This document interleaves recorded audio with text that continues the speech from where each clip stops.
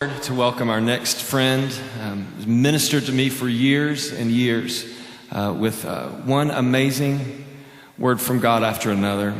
His books have touched millions of lives, including mine, my wife's, and all of my family. So thankful to have with us tonight. Would you make welcome Max Lucado?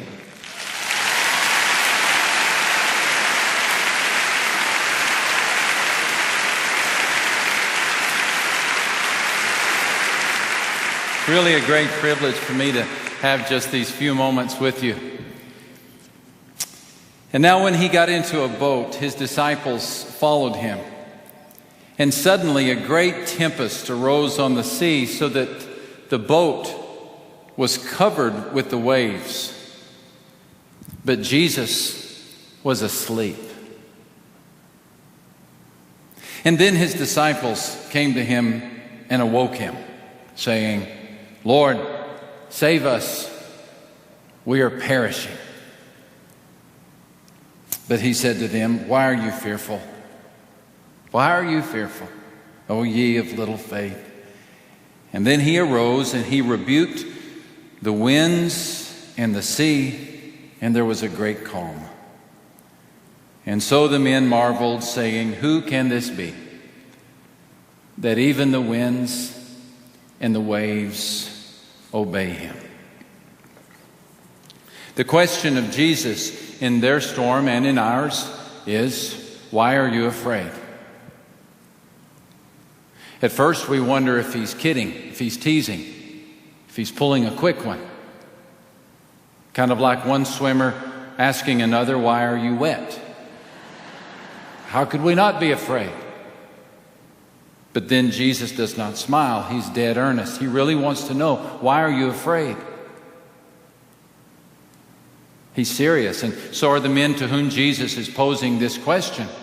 Thanks to a Galilean storm, their dinner cruise across the Sea of Galilee has been turned into a white-knuckled plunge. Here's how Matthew remembered the trip. He said, Jesus got into a boat and his followers went with him, and a great storm arose on the lake. Matthew doesn't just use any word here for storm. Just like in English, he had several options. He had words that would sound like our equivalent of thundercloud or torrent or squall. But Matthew remembers the bouncing boat and the pouncing tempest. And so it's almost as if he pulls his Greek thesaurus down off the shelf and he runs his finger down until he lands on the right word and he says, that's it. This is not a storm. This is a seismos, S-E-I-S-M-O-S.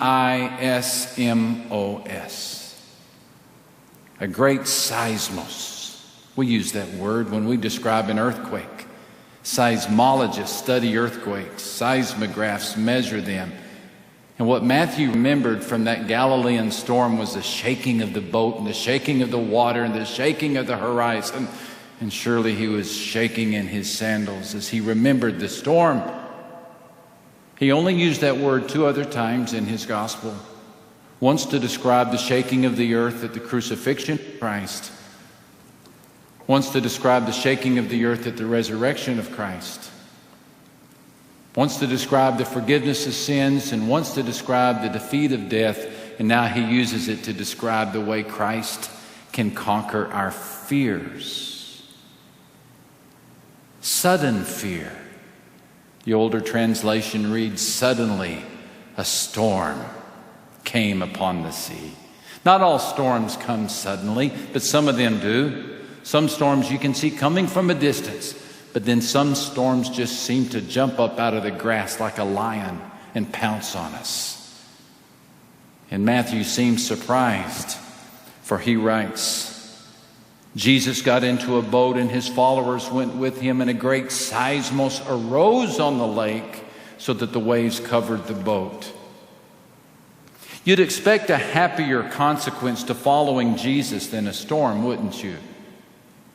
Jesus' followers got into the boat and a rainbow arched in the sky, or happy doves flew over, or the water was as smooth as glass. But Matthew connects these two phrases as if to say, get on board with Christ and you might get soaked with Christ. And his not so subtle and not so popular reminder is that followers of Christ get afraid as well. They grow fearful.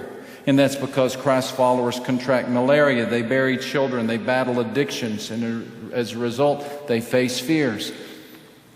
It's not the absence of storms that sets us apart.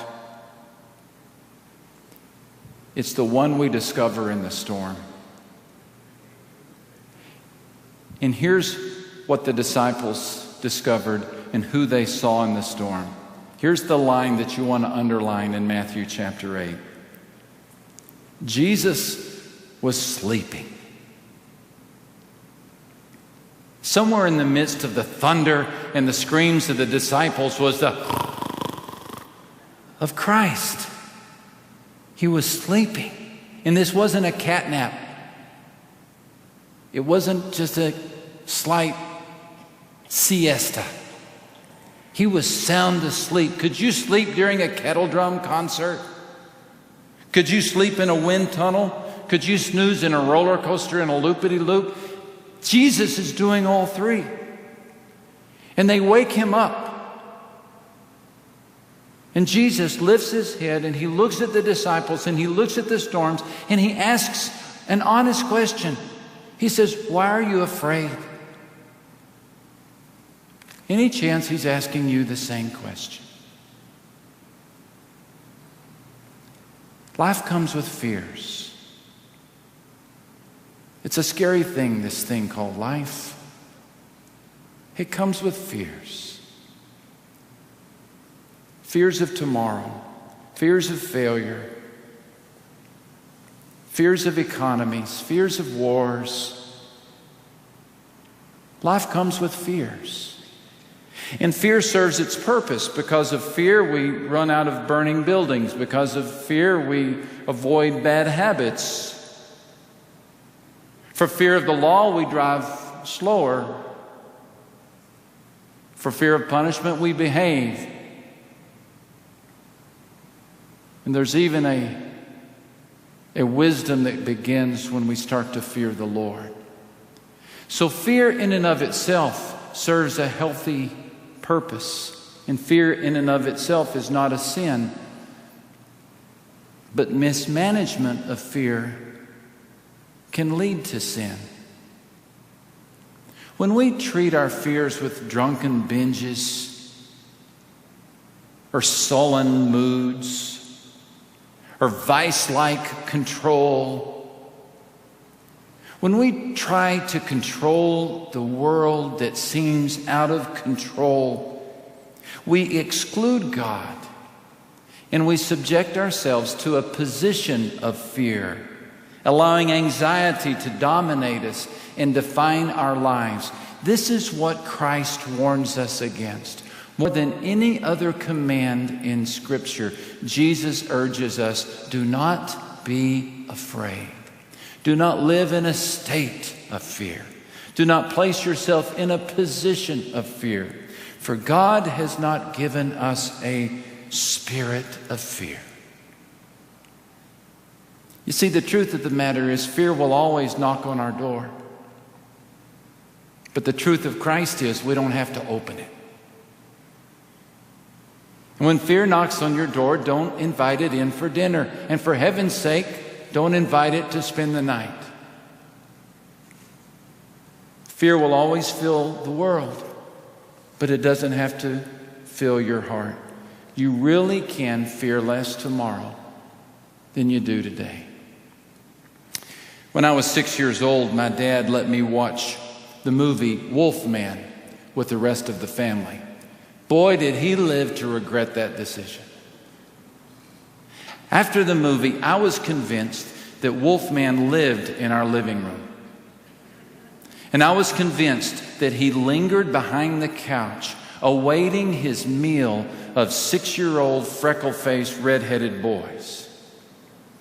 And the fact that I believed that Wolfman was in our living room proved problematic, because in order for me to get from our bedroom to the kitchen, I had to go through the living room.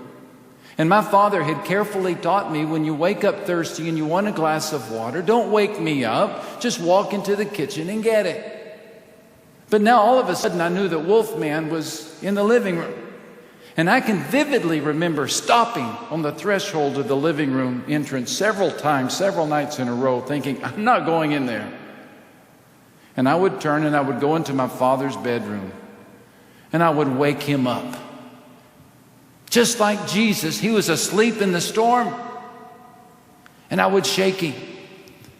And he would open a sleepy eye and he would look at me and I'd say, Dad, I'm afraid. And he would say, what are you afraid of?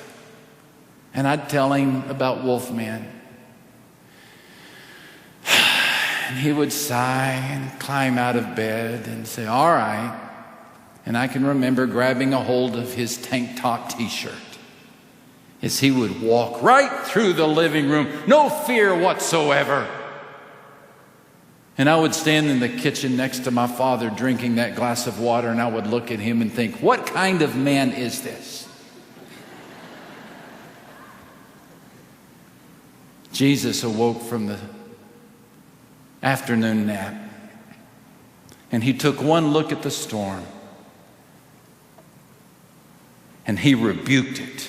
Jesus got up and gave a command to the wind and the waves, and it became completely calm. He handled the great quaking with the great calming, and the sea became as still as a frozen lake, and the disciples were left wondering, what kind of man is this? Could it be that God views your fears the way my father viewed my Wolfman angst? And could it be that all that stands between you and courage is a prayer